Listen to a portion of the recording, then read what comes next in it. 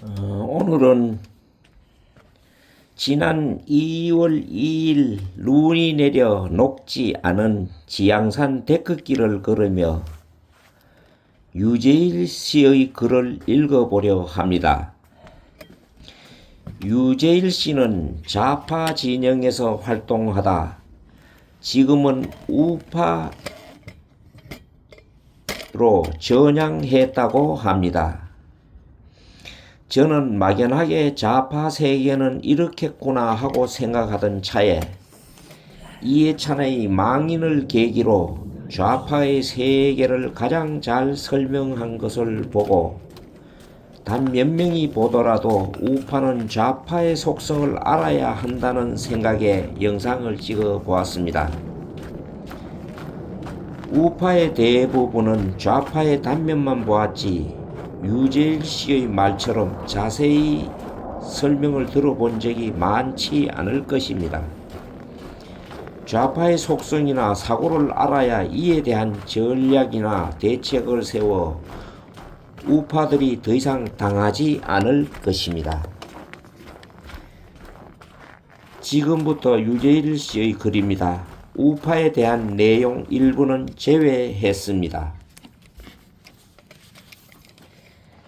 이해찬은 타고난 모사꾼이고 참모입니다. 어느 시대, 어느 장소에서도 정치 참모를 잘 했을 인간입니다. 권력투쟁의 속성을 그 누구보다 잘 알고 있는 사람이고 그게 이해찬이었습니다. 우리 편을 모으고 적을 고립시킬 줄 알던 사람입니다. 우리 편을 들면 포상하고 적이 되면 밟아버립니다. 우리 편의 잘못은 덮어버리고 상대편의 잘못은 크게 확대합니다. 아주 기본적인 정치 투쟁의 스킬이지만 문제점이 있습니다. 이렇게 하려면 뻔뻔해야 합니다. 그리고 자신의 진영 승리가 역사의 승리라는 믿음을 가져야 합니다. 정파에 대한 절대적 신앙을 가져야 한다는 겁니다. 그러니까 이해찬의 정파는 피보다 진한 것이었던 겁니다. 우리 편의 생존이 곧 정의이고 상대편은 악이다. 이해찬의 세계관은 그런 겁니다. 이런 이해찬의 세계관을 정당화시켜주는 건 우리는 일본의 식민지였고 지금은 미국의 식민지다. 그런 민족해방 세계관입니다. 토착외고란 말이 그냥 나온 말이 아닙니다. 이해찬 같은 지도부가 진짜 그렇게 믿고 있습니다. 미국은 침략자이고 한국 전쟁도 민족해방 전쟁이었고 북한은 대의가 있고 대한민국은 대의가 없다. 그게 이해찬유의 사고 방식입니다.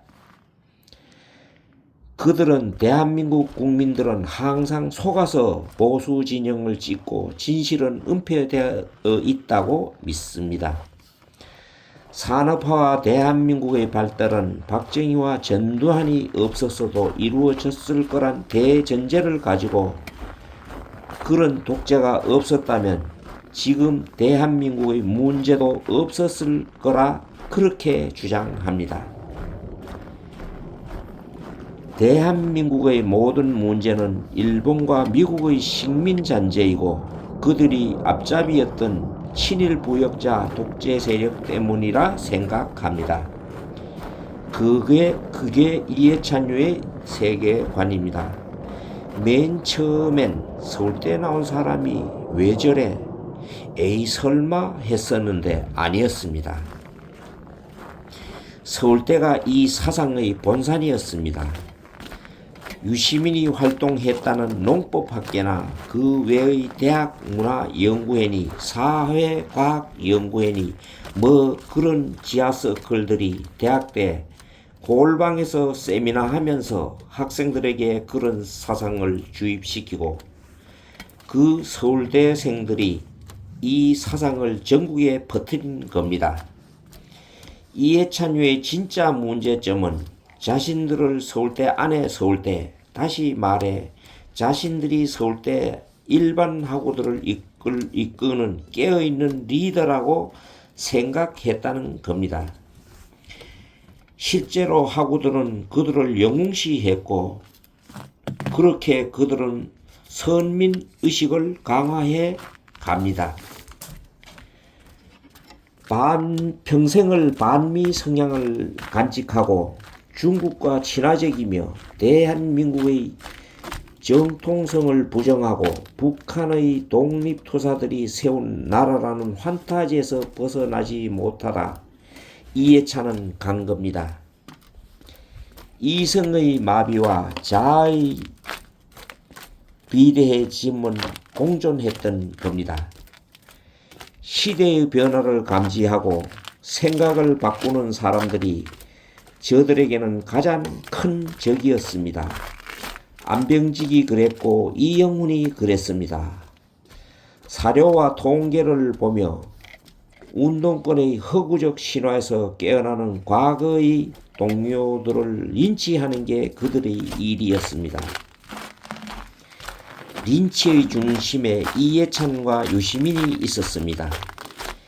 이해찬의 정치 투쟁은 첫째, 자신들의 신화 지키기입니다. 민족문제연구소 정대협을 중심으로 한 자신들의 신화 확산, 여기에 독립운동 영화 제작, 위안부 영화 제작, 태백산맥을 필두로 한 수많은 소설들, 그게 이해찬과 좌파 진영이 함께한 정치투쟁의 하나였습니다. 이 투쟁을 자신들의 모든 영역이 정당화된다. 우리는 옳다. 그리고 너희는 틀렸다고 낙인을 찍습니다.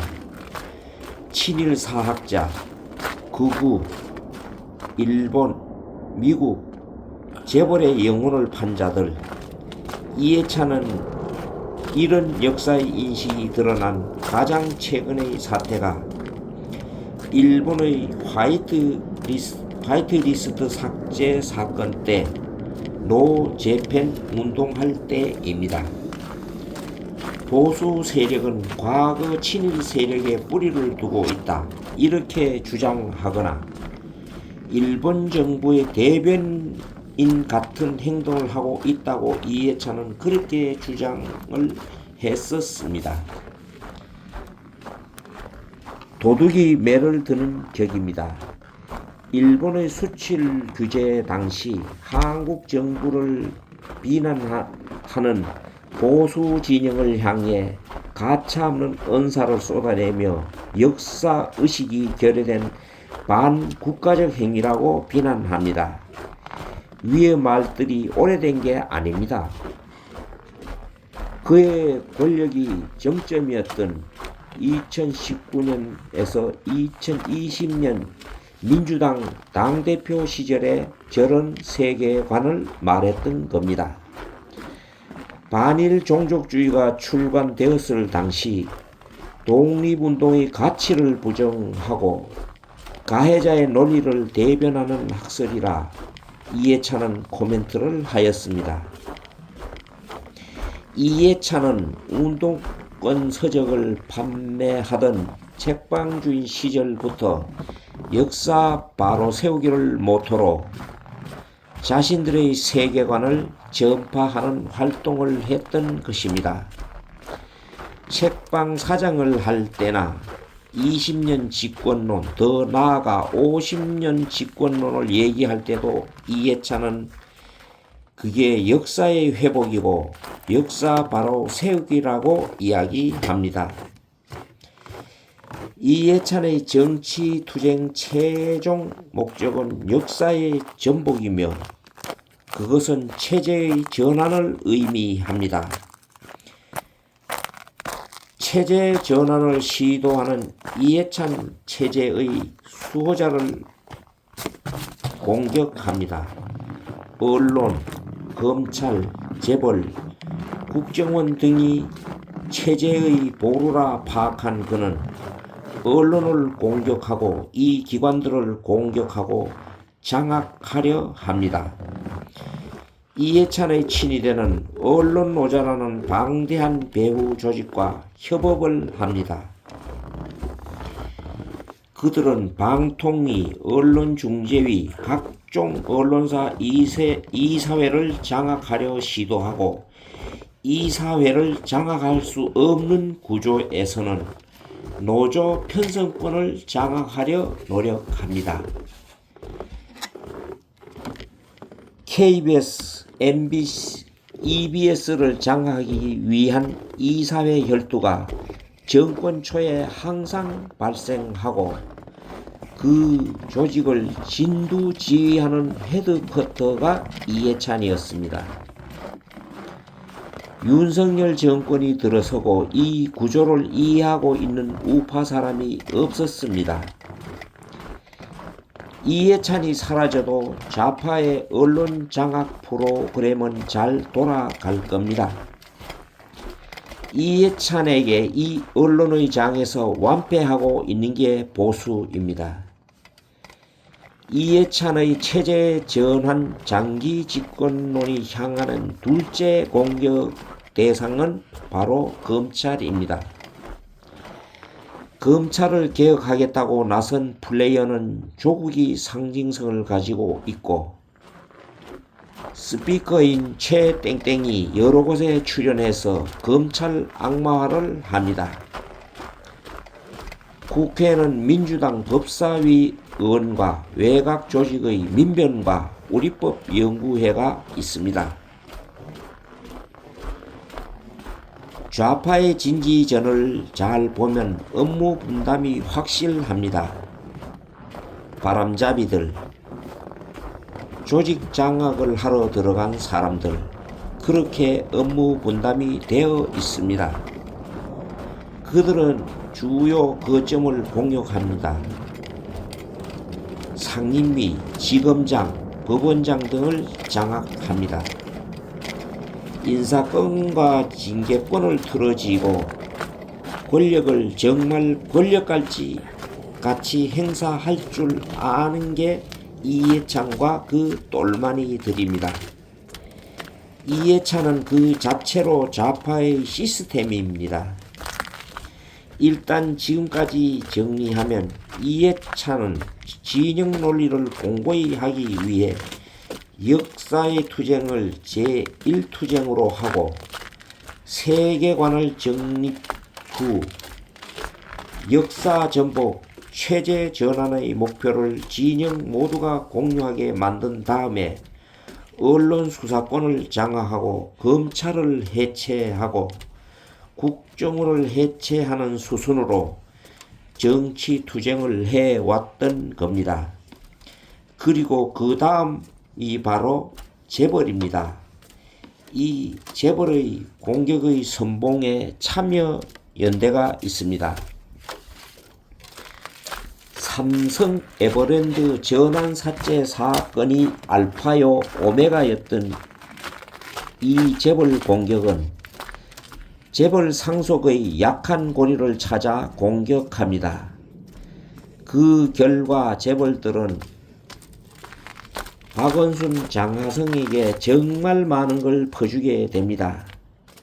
아름다운 재단, 아름다운 가게는 이러저러한 사회공익활동이란 명분으로 좌파의 기지들을 재벌이 키워주게 됩니다.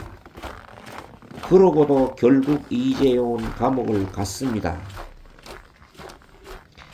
이재용 회장이 감옥을 가는 순간 재벌들은 이제 좌파에 길들여진 순한 양이 되는 것입니다. 재벌은 우파 단체들에 대한 후원을 전면 철회하고 보수 정당과 협업이 사실상 종료됩니다. 박근혜 탄핵 때는 기업과 보수 정치 세력의 단절 그리고 신화가 하나 탄생합니다. 이제 대관은 모두 민주당과 통한다. 민주당이 허락하지 않으면 규제 때문에 사업을 할 수 없는 나라. 민주당의 재벌 해체파는 쪼그라들었지만 재벌은 이제 민주당과 거래합니다. 보수와 거래하는 건 너무 위험한 일이 되어버린 겁니다. 재벌 돈마저 민주당으로 흘러 들어가게 된 정치 지형, 이걸 설계했던 건 박원순이고, 그 박원순이 그렇게 허망하게 사망하고 난 다음 재벌 통제의 네트워크를 장악한 건 이해찬이었던 겁니다. 이해찬은 서울을 천박한 도시라고 표현했었습니다. 이해찬의 그 천박한 도시 발언과 뿌리 깊은 가해자들의 연대, 이 두 발언을 조합하면 그게 세계관이 나옵니다. 서울은 친일 잔재와 독재의 잔재가 장악한 뿌리 깊은 세상이고, 그런 세상을 뒤집기 위해 이해찬이 해야 하는 건 천도였습니다. 이해찬과 노무현이 공유한 사상은 유치하게도 서울 기득권, 경기고 서울대, 기득권 이런 거였습니다. 그리고 그들이 찾은 새 수도가 바로 세종특별자치시입니다. 이해찬이 세종의 틀을 잡은 건 그냥 틀을 잡은 게 아닙니다. 이해찬은 여러 대통령을 거느리고 체제를 전복하고 역사를 바로 세우며 세종의 새로운 수도를 세우고 운동권 세계관이 관철된 나라를 세우려 한 겁니다. 독립운동, 임시정부 법통, 5.18 민주화 운동이 역사의 적통이라는 게 그의 생각입니다.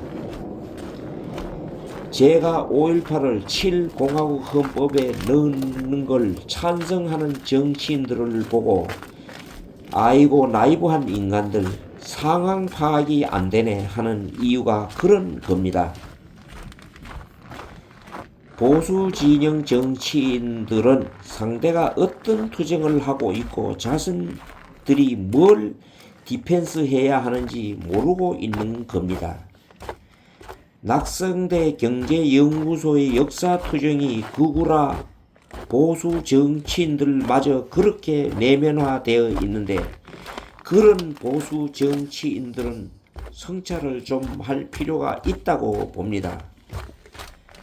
우파의 신진 정치인들은 좌파와 맞서 싸워야 할 지점이 어디인지 갈피를 잘못 잡고 있는 것 같습니다.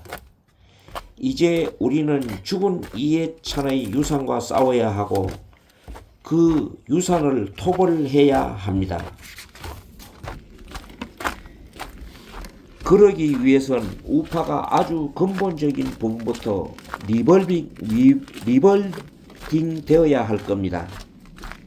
운동권 담론과 PC주의 담론에 우파들도 매몰되어 있는데 어떻게 좌파들과 싸워 이길 수 있겠습니까? 이해찬 사후 모든 게 혼돈으로 빠져들게 될 겁니다. 임대주택 확대, 개발이익 환수를 중심에 둔 좌파 부동산, 세계관도 현실 앞에서 붕괴가 코앞이고 국민건강보험 체제도 붕괴하고 있고, 이 모든 현상이 연쇄 반응이 되어 경제사회가 풍요 속에서도 붕괴되는 대위기가 발생하고 있습니다. 이해찬의 사고방식은 구시대의 유물이고 현재 작동하지 않는 방식입니다. 우리나라 국민들은 자본주의 번영을 선택한 사람들입니다. 허무맹랑한 민족해방 타령에 휘둘리다 모든 걸 날려버리고 싶은 사람들이 아닙니다. 친민은 생활이고 만민은 직업인 그런 사람들의 시대는 이해찬의 사망과 함께 끝나야 합니다. 운동권 세계관의 최후 보루이자 보스였던 사우론 이해찬이 사라졌습니다. 이제 반격을 시작해야 할 때입니다. 이상입니다. 들어주셔서 감사합니다.